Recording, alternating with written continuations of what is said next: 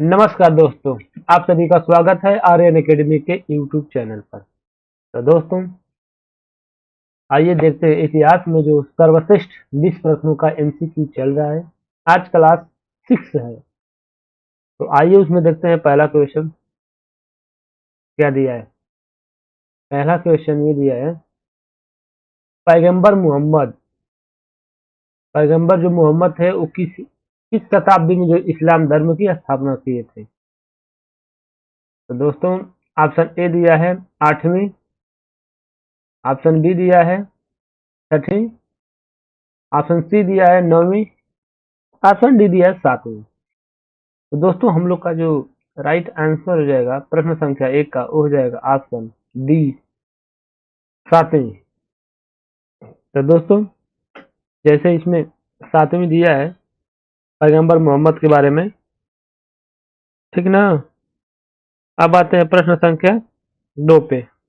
दोस्तों, 2 क्या दिया है, 2 देखते हैं। निम्न में से किसने 712 ईस्वी में भारत पर आक्रमण किया था। इसमें 712 में आक्रमण किया था। तो आइए देखते हैं। Option A Mahmud Ghazni, option B Mohammad bin Qasim, option C Mohammad Ghori, option D Qutubuddin Aibak. तो दोस्तों, हम लोग का जो राइट आंसर हो जाएगा वो हो जाएगा कौन सा, ऑप्शन बी मोहम्मद बिन कासिम। तो जैसे इसमें थोड़ा सा, आइए इस पर थोड़ी चर्चा करते हैं।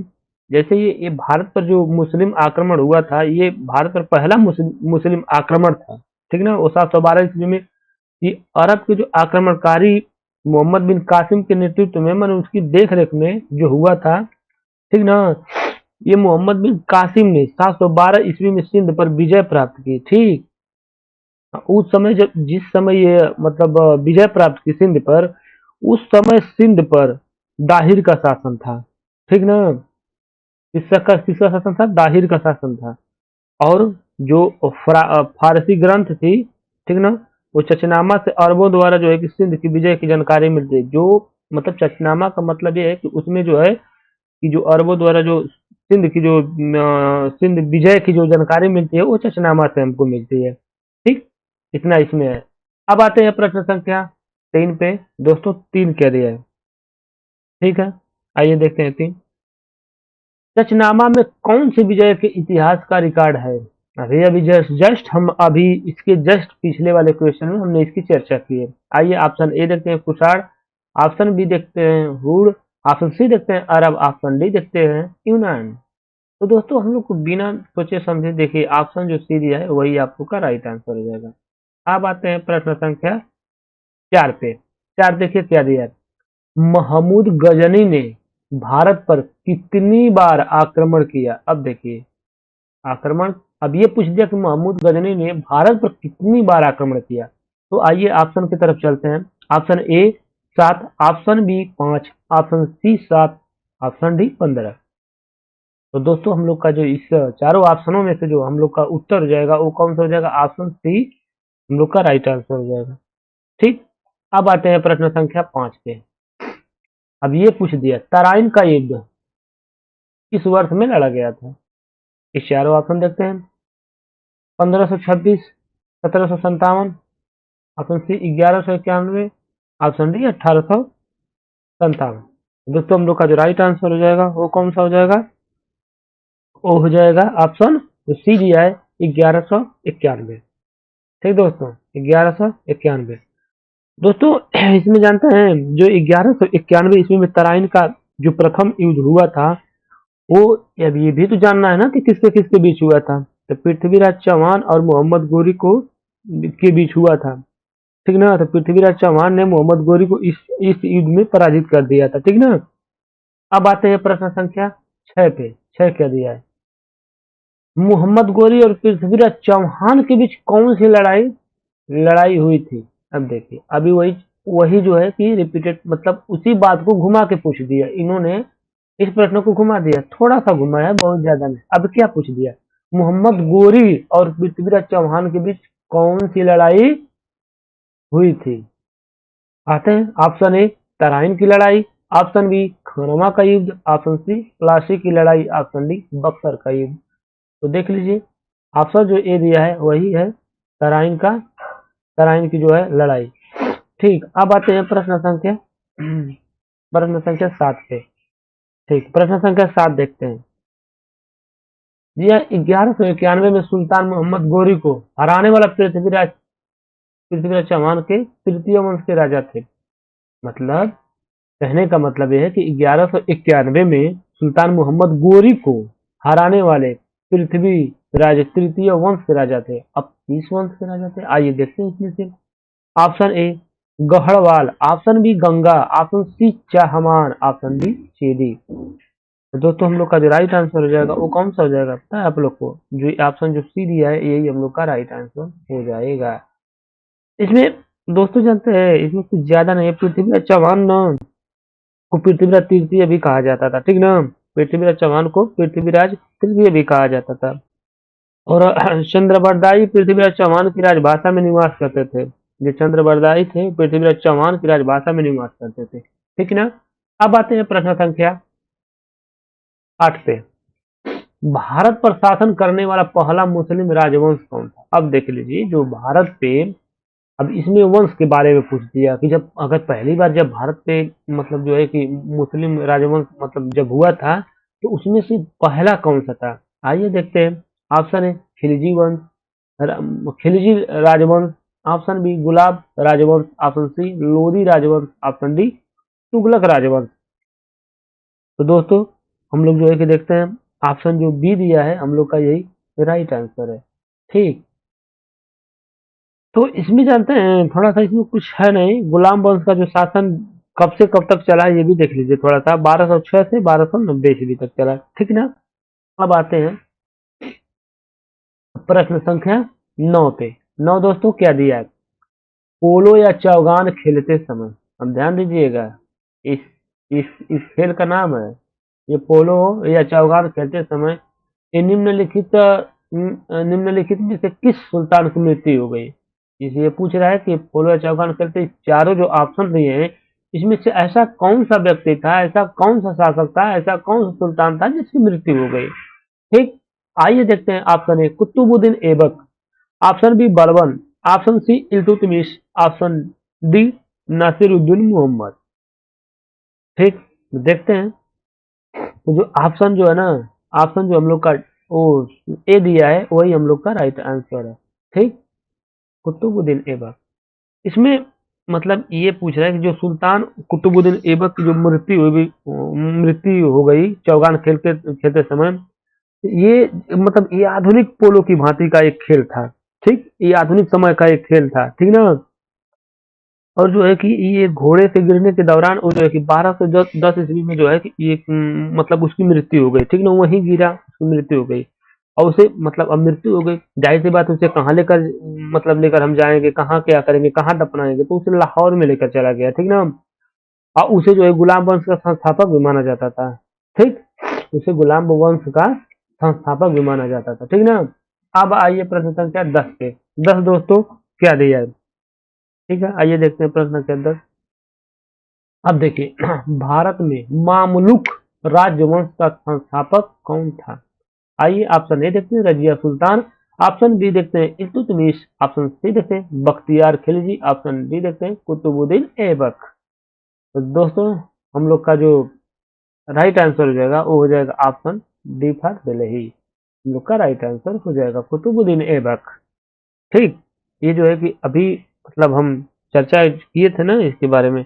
तो दोस्तों जो है कि हाँ जो 1200 अभी 1206 से 1290 ईस्वी तक ये दिल्ली सल्तनत के जो है कि सल्तनत के सुल्तान गुलाम वंश के सुल्तानों के नाम से विख्यात हुए, ठीक ना।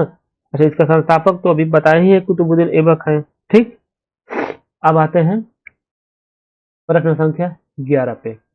इस विश्व विरासत स्थल में इल्तुतमिश की कब्र है। अब आइए, अब देखिए इनकी इल्तुतमिश की कब्र किसकी है? ठीक, ऑप्शन ए हुमायूं का मकबरा, ऑप्शन बी महाबोधि मंदिर समूह, option C Qutub Minar, option D Lal Qila परिसर। तो दोस्तों हम लोग का जो राइट आंसर हो जाएगा, मतलब इस प्रश्न का जो उत्तर हो जाएगा वो हो जाएगा ऑप्शन सी, कुतुब मीनार। ठीक ना। मतलब पूछा गया है किस विश्व विरासत स्थल में इल्तुतमिश की कब्र है, तो कुतुब मीनार में है। ठीक। अब इसमें जो है कि दिल्ली के जो मेहरौली में स्थित है, ठीक ना, दिल्ली एक जगह है मेहरौली में स्थित है। और कुतुब परिसर में जो कुतुब मीनार और कई प्राचीन ऐतिहासिक इमारतों का केंद्र भी है। ठीक ना। ध्यान से सुनते रहिए आप लोग। अब आइए प्रश्न संख्या 12 पे। अब ये देखिए प्रश्न संख्या 12 हम लोग से क्या पूछ रहा है। हौज ए ई सुल्तानी एक क्या है। ठीक। तो देख लेते हैं क्या है। ऑप्शन ए मीनार, ऑप्शन बी बड़ा जलाशय, ऑप्शन सी महल, ऑप्शन डी मस्जिद। ठीक। देखते हैं इसका राइट आंसर क्या दिया है। जो ऑप्शन जो हम लोग का बी दिया है वही हम लोग का राइट आंसर है, बड़ा जलाशय।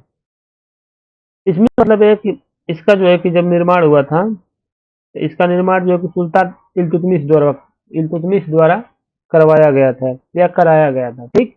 अब आते हैं प्रश्न संख्या 13 पे। चांदी का सिक्का टंका किसने चलाया था। क्या दोस्तों, टंका किसने चलाया था। ठीक। देख लेते हैं कौन चलवाया था। Option A Qutubuddin Aibak, option B Iltutmish, option C Balban, option D Bahram Khan. तो दोस्तों हम लोग का जो राइट आंसर हो जाएगा वो हो जाएगा कौन सा, ऑप्शन बी इल्तुतमिश। ठीक।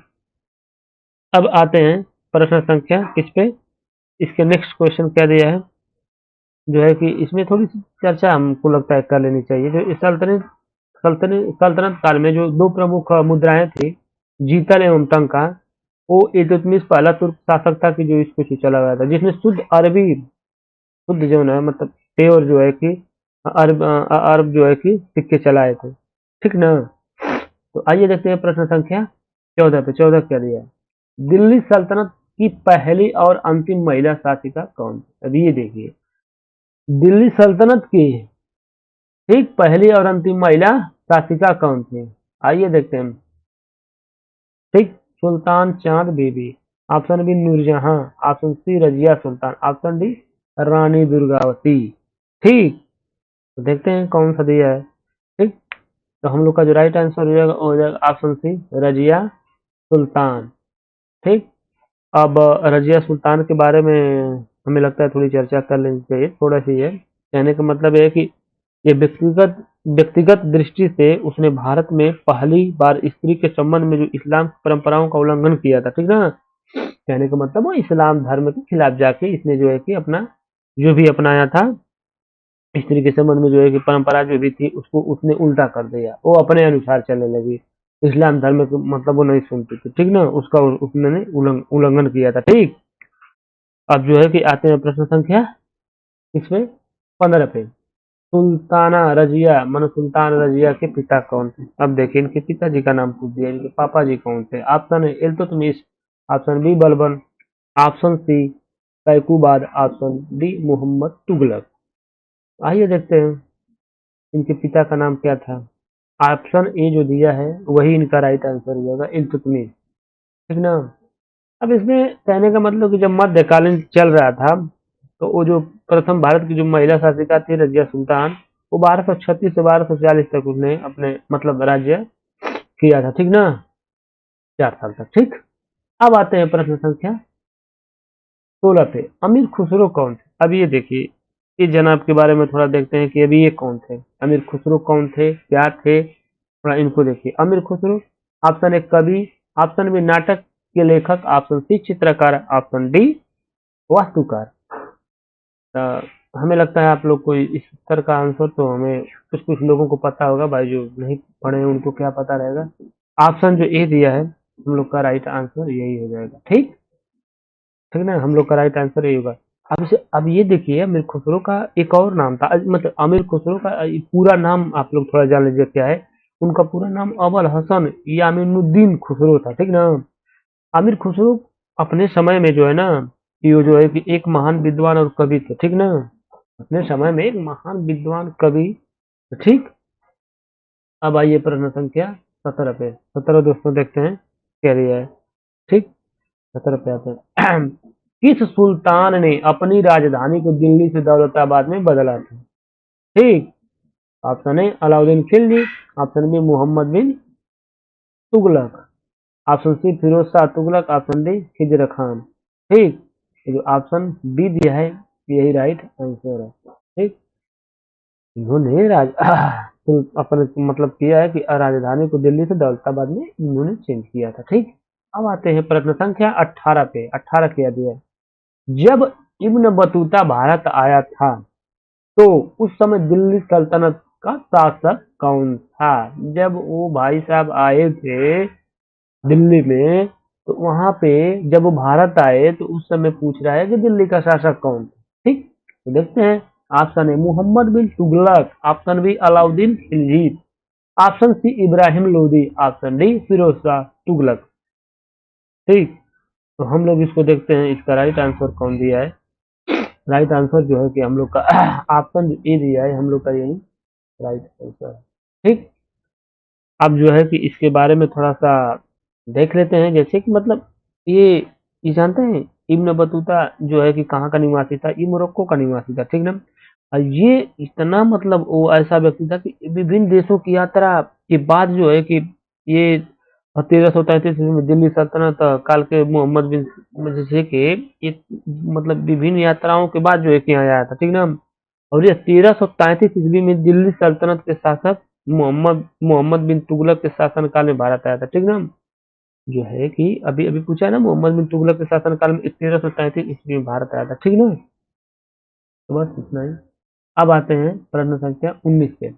मध्यकाल में भारत आने वाले विदेशी यात्री इब्न बतूता आए। ठीक, कहाँ से थे, कैसे आए थे, इसको थोड़ा सा हम लोग देखते हैं। ठीक ना, प्रश्न संख्या ऑप्शन ए, ऑप्शन जो दिया फ्रांस फ्रांस से, ऑप्शन बी मंगोलिया से, ऑप्शन सी मोरक्को से, ऑप्शन डी उज्बेकिस्तान से।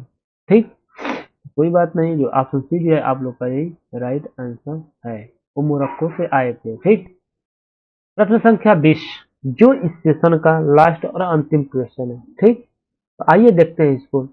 निम्नलिखित दिल्ली के सुल्तानों में से, अब देखिए क्या पूछ दिया, निम्नलिखित दिल्ली के सुल्तानों में से किसने उत्तर भारत में कई शहरों की स्थापना की? अच्छा, जो इतने सुल्तान थे उसमें से उत्तर भारत में कई शहरों की स्थापना मतलब कौन किया था? ठीक है, आइए देखते हैं कौन किया था। जो है कि अब ऑप्शन ए दिया बलबन अला, ऑप्शन बी दिया अलाउद्दीन खिलजी, ऑप्शन सी दिया फिरोज शाह तुगलक, ऑप्शन डी दिया इब्राहिम लोदी। तो दोस्तों जो ये फिरोज शाह जो है कि ऑप्शन में जो दिया है, ये ऑप्शन में जो दिया है ना, ऑप्शन जो सी दिया है यही आप लोग का राइट आंसर है, फिरोज शाह तुगलक। कई शहरों का जो है कि अ, मतलब कि इन्होंने जो है कि शहरों की स्थापना की। जैसे मान लीजिए जैसे एक फतेहाबाद हो गया, हिसार भी हो गया, फिरोजपुर हो गया, जौनपुर हो गया और फिरोजाबाद हो गया, ये प्रमुख थे। ठीक ना, उन्होंने हालांकि उन्होंने 300 नवीन शहरों का निर्माण किया था। ठीक ना, 300, लेकिन जो मेन मेन रूप से है उनको जो मैं बता रहा हूँ आप लोगों को। ठीक, अब भाई 300 तो मैं यहाँ बता नहीं सकता। ठीक ना, मैं यहाँ 300 तो बता नहीं सकता। तो भाई प्रैक्टिस सेशन चल रहा है। तो दोस्तों हमारे वीडियो को सब्सक्राइब करिए और लाइक करिए और ज़्यादा से ज़्यादा शेयर करिए। तो दोस्तों आज हम यही समाप्त करते हैं क्लास 6। अब मिलते हैं नेक्स्ट सेशन में, अगले क्लास में मिलते हैं हम लोग। तो क्लास 7 में मिलेंगे आप लोग से। आज के लिए इतना ही, धन्यवाद। थोड़ा हमारा स्वास्थ्य खराब चल रहा है, इसलिए थोड़ी बोलने में दिक्कत हो रही है, इसके लिए थोड़ी सी क्षमा चाहते हैं। बाकी मौसम ही ऐसा चल रहा है। ठीक ना, आज के लिए इतना ही, धन्यवाद।